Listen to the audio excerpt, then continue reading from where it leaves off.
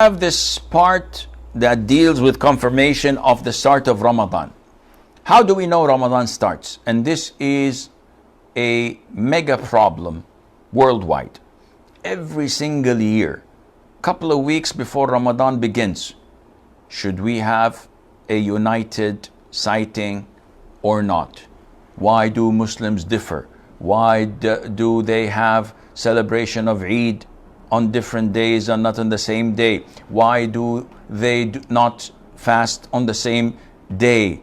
And it goes on and on and on. And to the extent that some cities, like in Birmingham, in London, in Germany, in New York, elsewhere, you find communities in the some of them fast on a Saturday, other communities on a Sunday, and a third community on a Monday. So they have 3 different days of Eid. And some of the households may have 2 or 3 of their members fasting and celebrating Eid differently. So what's going on? Sighting the crescent, the new moon, is part of Islam or not? Everyone says, yes, it is. Why? They said, because Allah Azza wa Jal told us, the Prophet taught us, alayhi salatu wasalam, Allah says in the Quran, يَسْأَلُونَكَ عَنِ الْأَهِلَّةِ قُلْ هِيَ مَوَاقِيتُ لِلنَّاسِ وَالْحَجِّ. They ask you about moon sighting and the crescents and the newborn moon. Say it is timings for Hajj, meaning that you know the seasons through knowing the time. And this is the beauty of depending on the lunar months rather than the Gregorian months. If anyone asks you, what day is it today? What day it is today? You need to refer to your watch, your calendar. Sometimes even you won't be able to know which month you're in. So if someone was lost on an island or in the desert or went into a coma and woke up, he wouldn't know which day definitely he's in. There's no way for him to know whether today is the 1st, the 15th, or the 30th of the month. Let alone when it is 28 days like Feb, or 31 days like this or that month, or 30 days like other months. So they don't know. No one can know. Only astronomers who do their calculations, and they are 1 in a million, maybe less, 1 in a 10 million, that can count and know. While in the lunar months, if you are stranded on an island, all what you have to do is look at the size of the moon, and you can immediately tell whether it is the middle of the month when you have a full moon, so it's either 13, 14, or 15th. When the moon is about to disappear and it disappears, you know that the month is over. When the new moon is born and the crescent appears after it was disappeared yesterday, you know today is 1 of the lunar month. So it is essential for Muslims to know how to worship Allah Azza wa Jal and to know what month they are in, and this is possible only by following the moon, as mentioned in the Quran and in the Sunnah.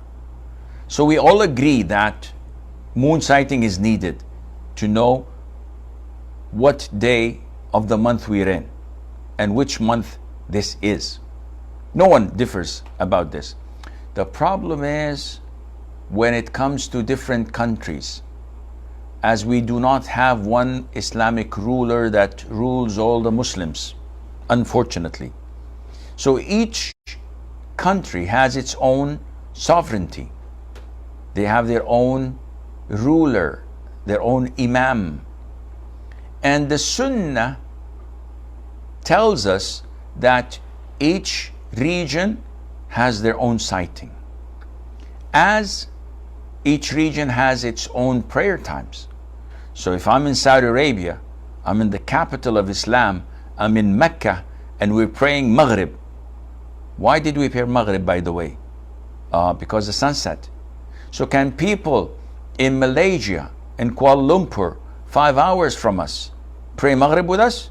No. They prayed Maghrib 5 hours ago. Okay, what about people in the UK, in Manchester? Can they pray Maghrib with us? No, they still have like a couple of hours or 3 hours to go.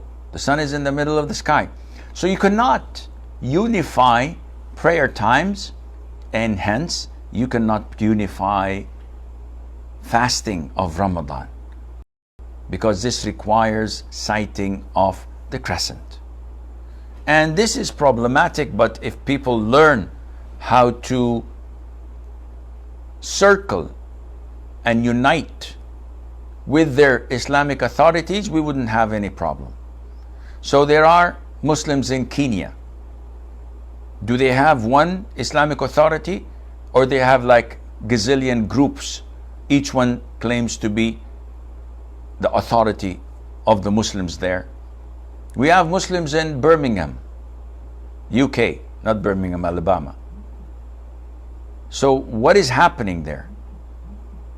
This is something that they need to unite and look into their own dealings, because they cannot be disunited like this. This doesn't work like that. So the most authentic opinion is that the sighting of the new moon determines whether Ramadan has begun or not, and each region has their own sighting, as was mentioned in the authentic hadith when Ibn Abbas, may Allah be pleased with him, fasted in Medina or in Mecca region a day earlier than the people in Asham, in Syria, where the caliphate was.